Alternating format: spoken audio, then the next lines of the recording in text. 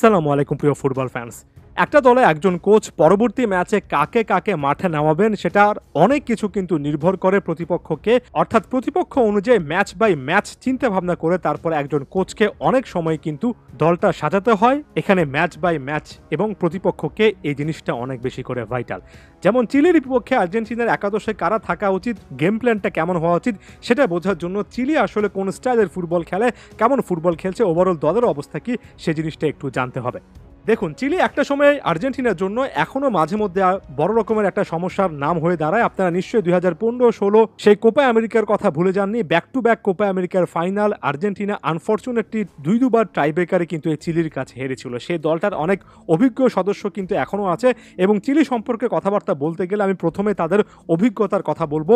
খুবই শক্তিশালী একটা দল আমি বলবো না, তবে সত্যিকার অর্থে কোপা আমেরিকার এমন টাইপের ম্যাচগুলো কিভাবে খেলতে হয়, অনেক সময় ফিজিক্যাল ফুটবল কিভাবে খেলতে হয়, অনেক সময় আর্জেন্টিনার মতো দলকে আসলে কোন জায়গা থেকে ফ্রাস্ট্রেট করতে হয় সেটা চিলির প্লেয়াররা জানেন। এখনো অভিজ্ঞতায় কিন্তু চিলির বড় রকমের একটা শক্তির জায়গা। পেরুর বিপক্ষে চিলি যে গোল শূন্য ড্র করেছে তাদের প্রথম ম্যাচে এবারের কোপা আমেরিকার জার্নি, সেখানে ওভারঅল বয়সের গড় অর্থাৎ একাদশের এভারেজ এজ ছিল 31.5, অর্থাৎ খুবই অভিজ্ঞ একটা দল নিয়ে কিন্তু চিলি মাঠে নামছে এবং সেটার প্রমাণ আপনি পাবেন যখন গোলকিপার হিসেবে এখনো ক্লদিও ব্রাভোকে দেখবেন। 41 বছর বয়সী এই প্লেয়ার চিলির জার্সিতে 149টা ম্যাচ খেলেছেন।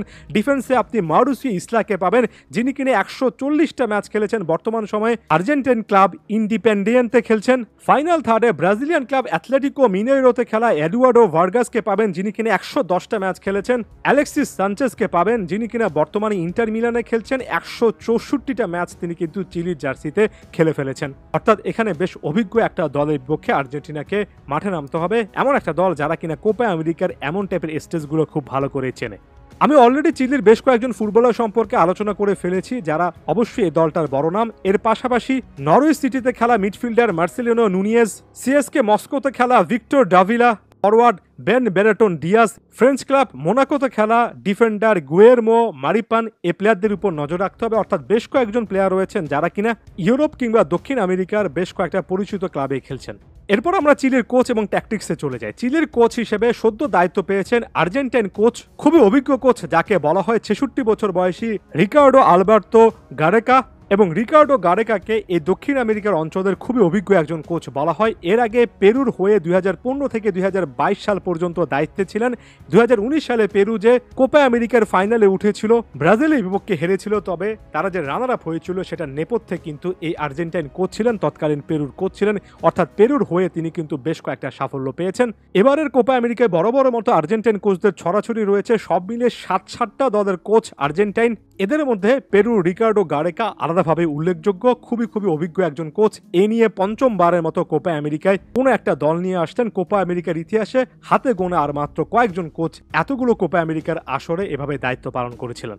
এরপর সর্বশেষ ম্যাচের একটু ফরমেশনটা দেখে নিই। 4-2-3-1 টাইপের একটা ফরমেশন ছিল, এমন একটা ফরমেশন যেখানে মিডফিল্ডে আলাদা রকমের একটা প্রাধান্য আছে। রিকার্ডো গারেকা ওভারঅল এমন একজন কোচ যিনি কিনা ট্যাকটিক্যাল প্রেসিং করতে পছন্দ করেন, অর্থাৎ হাই প্রেসিং করতে পছন্দ করেন, তবে সেই হাই প্রেসটা উরুগুয়ের মতো একেবারে প্রতিটা সময় হবে না। এমন না যে প্রতি 90 মিনিটে আপনি এই টাইপের হাই প্রেসিং দেখবেন। অনেক সময় আপনি দেখবেন যে খুব একটা বেশি প্রেস কিন্তু চিলি করছে না, খুব একটা বেশি প্রেসিং গেম তারা বল কেড়ে নেওয়ার চেষ্টা করবে না। এমন মুহূর্তে হঠাৎ করে তারা একটা মোমেন্ট পিক করবে, তারপরে বলটা প্রেস করার চেষ্টা করবে, বল নিয়ে আক্রমণে ওঠার চেষ্টা করবে। প্রেসিং, কাউন্টার প্রেসিং, মাঝে মধ্যে কাউন্টার অ্যাটাকিং ফুটবল খেলারও কিন্তু তারা চেষ্টা করবে। অ্যাটাকিং প্লেয়ারটা তাদের খেলার মধ্যে অবশ্যই আছে, তবে ট্যাকটিক্যাল ডিসিপ্লিনটা অনেক বেশি করে ইম্পর্টেন্ট। নিজেদের স্ট্রাকচারটা তারা ধরে রাখার চেষ্টা করে এবং একই সঙ্গে প্রতিপক্ষকে সারপ্রাইজ করার চেষ্টা করে নানা রকমের স্টাইল 90 মিনিটের মধ্যে অ্যাপ্লাই করার মাধ্যমে। আমরা যে 4-2-3-1 ফরমেশনে দেখছি, এখানে তিনে যে সকল প্লেয়াররা রয়েছেন ভিক্টর ডাভিলা, অ্যালেক্সিস সানচেজ এবং ডিয়েগো ভালদেস, এই প্লেয়াররা অনেক সময় হাই অন দ্য পিচ থাকবেন, এতটাই হাই অন দ্য পিচ থাকবেন যে আর্জেন্টাইন ডিফেন্ডারদের সামনে তাদের 3-4জন অর্থাৎ এডুয়ার্ডো ভার্গাস সেখানে যুক্ত হয়ে 4জনের একটা দেয়াল তৈরি করে ফেলবেন। দেয়ালটা আর্জেন্টিনার ডিফেন্সের খুব সামনে থাকবে যাতে করে আর্জেন্টাইন ডিফেন্ডাররা, মিডফিল্ডাররা বল নিয়ে উপরে উঠে আসতে না পারেন, এমন টাইপের সিনারিও আমরা দেখতে পারি। আবার একই সঙ্গে মাউরিসিও ইসলা, গ্যাব্রিয়েল সুয়াজো অর্থাৎ ফুল ব্যাকরে অনেকটুকু ডিপ ডাউন করে তাদের মাঝখানে আরো 1-2 দুজন মিডফিল্ডার নিয়ে এসে অনেকটা 5 জন 6 জনের ডিফেন্স লাইনও আমরা দেখতে পারি, যাতে করে আর্জেন্টিনা বিন্দুমাত্র স্পেস না পায়। কানাডার বিপক্ষে আর্জেন্টিনা ফার্স্ট হাফে খুব একটা স্পেস খুঁজে পায়নি, খালি জায়গা খুঁজে পায়নি রান মেক করার মতো। এটা কিন্তু আর্জেন্টিনাকে ভুগিয়েছে।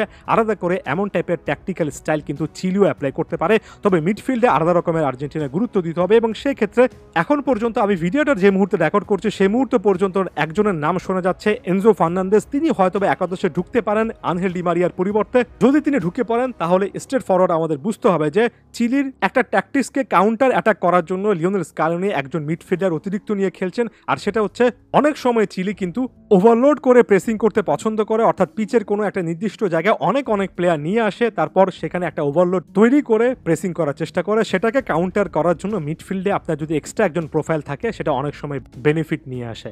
আশা করছি এই টাইপের আলোচনাগুলো আপনাদের ভালো লাগছে। সামনে স্কালোনি কি প্ল্যান করছেন সেটা জানার চেষ্টা করব, সেগুলো জানানোর চেষ্টা করব। ধন্যবাদ সবাইকে।